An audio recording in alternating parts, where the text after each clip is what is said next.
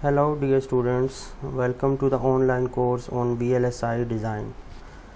This module is about the layout of CMOS circuits, and here we shall talk about stick diagram representation of digital VLSI circuits. The main contents of today's talk are as follows. First, we shall discuss the motivation behind stick diagram, and then we shall introduce a number of conventions in order to represent different layers along with various rules for stick diagrams. And finally, we shall also present some example to describe how to convert a schematic of a given CMOS logic circuit into its equivalent stick diagram representation. Let's talk about the stick diagram. Before going to design the actual layout of a digital circuit on a layout tool with some available technology library, first a conceptual layout is required, and this is done with the help of stick diagrams. A stick diagram is a part of layout planning process, and it is usually done with pen and paper. It lies in between the circuit schematic and its actual layout. As we know that in the circuit schematic we have the symbol view available to us of different components, while in layout we have a view of different layers which are used to realize the transistors, physical wires and other components of VLSI design. So a stick diagram takes a schematic of circuit and represents its layout view by showing the topographical placement of different components and their layers. Similar to the actual layout tool, the stick diagram represents layers in the form of different colors or textures in case of a single color. The connection between two layers of different types is represented as vias or contact points. And an important difference between the stick diagram and actual layout is that the stick diagram is just used to demonstrate the relative placement of components. That is, it shows that how different layers of different components are connected together, but it does not give us information about the exact placement of components on silicon wafer. Similarly, stick diagram does not give us information about the transistor sizes, lengths and widths of connecting wires and well boundaries, etc. It also misses any other low level details like voltages, parasitic capacitances, resistance, etc. So we can say that a stick diagram is just an initial conceptual layout of a physical circuit, which is then refined and translated onto actual layout using a layout tool and available technology library. Stick diagram notations. In a stick diagram, different layers of MOS process are shown in rectangles of different colors, or if we have only one color available to us, then we can show them in different shades, fill texture or line style of a single color or a gray shade. A fill rectangle shows a via, that is a connection between two layers of different type, and similarly there are also some buried contacts which are present below some layers. They are shown like this. As a stick diagram is just a conceptual representation of layout and not its actual representation, we can select any color scheme or fill style for different layers. This table shows a sample of color representation of different layers of a technology process. For example, green solid filled color stick represents a N diffusion region, brown color stick represents a P diffusion region, a polysilicon layer is represented as a red color stick, metal 1 and metal 2 layers are represented in blue and purple color sticks respectively. N-well is represented as a brown hollow rectangle. Contacts and vias are represented as black solid filled circle and rectangle respectively.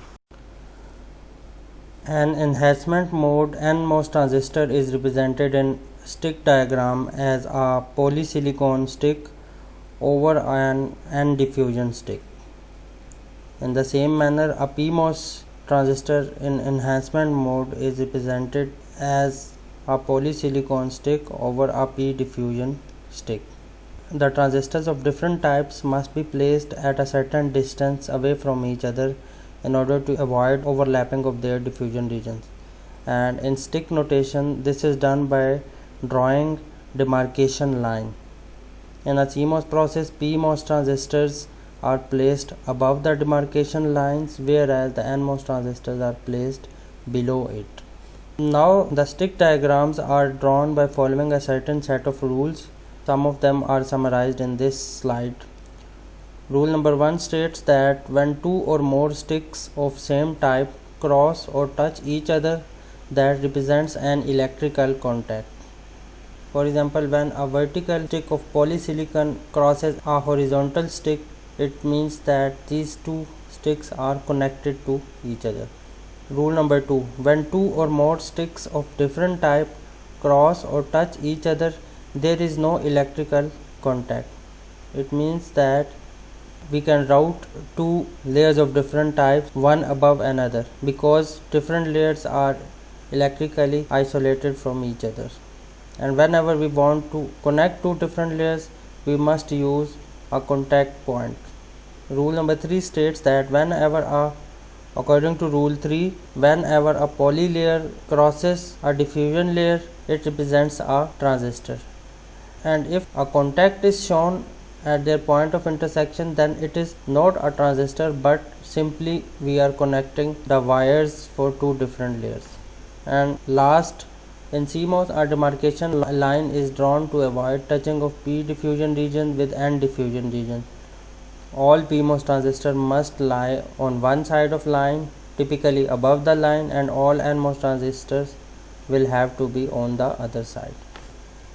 Now with this color schemes and rules shown in previous slides, let us discuss the stick diagram of an inverter. This is the schematic where we have a PMOS transistor and an NMOS transistor. The polysilicon gate of two transistors are connected to each other, which are then connected to the input signal. The source of PMOS transistor is connected to a VDD supply rail, whereas the source of NMOS transistor is connected to the ground rail. And the drains of two transistors are connected to each other, which are then routed as an output signal. Now relating this schematic to the stick diagram, first thing is to have two metal rails corresponding to VDD and ground. So the top metal rail represents the VDD connection, whereas the bottom metal rail represents the ground connection. Now a PMOS transistor is realized as a P diffusion region and a polysilicon stick above it. So this is the PMOS transistor. Whereas for NMOS we have an N diffusion region and a polysilicon gate that crosses it. Here we have a contact that connects a P diffusion to metal 1 layer, and this routes to the VDD rail. Similarly, again we have the same connect between P diffusion and metal 1 layer. So this is the source terminal and this is the drain terminal of PMOS transistor. Similarly, we have contact between N diffusion and metal 1. So this contact points connect the N diffusion region to the metal 1 layer, which routes it to the ground rail. So this is the source terminal of NMOS transistor. The drain terminals are connected to each other through a metal 1 layer, which is then connected to Vout. The polysilicon gates of two transistors are connected to each other, which corresponds to the Vin signal.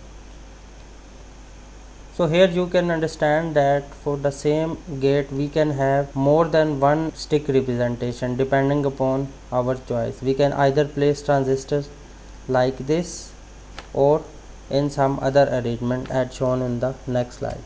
So this is another representation of inverter. Here we have two transistors placed vertically to each other. So this is the P diffusion with polysilicon stick, this is the N diffusion with polysilicon stick, and these gates are connected to each other by extending the same polysilicon layer. These circles represents the contact between P diffusion and metal 1 layer. This represents the contact between N diffusion and metal 1 layer. So here we have a metal 1 layer that is being extended and it is connected to Vout. So from the stick diagram we can easily translate it into the actual layout using a layout tool and technology library. Using the same methodology, we can obtain the stick diagram for a 2-input NAND gate. Here we have two PMOS transistors in parallel. The source terminal of both PMOS transistors are connected to the VDD rail. The VDD rail is drawn in the form of metal 1 layer. Similarly, the ground rail is also drawn using metal 1 layer. This portion is the P diffusion. This is also a P diffusion.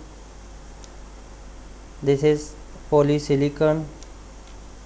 This is also polysilicon. Here these are the contacts between P diffusion and metal 1 layer. So the P diffusion regions are extended out, and this contact represents a contact between P diffusion and metal 1 layer. This is then connected to the output terminal.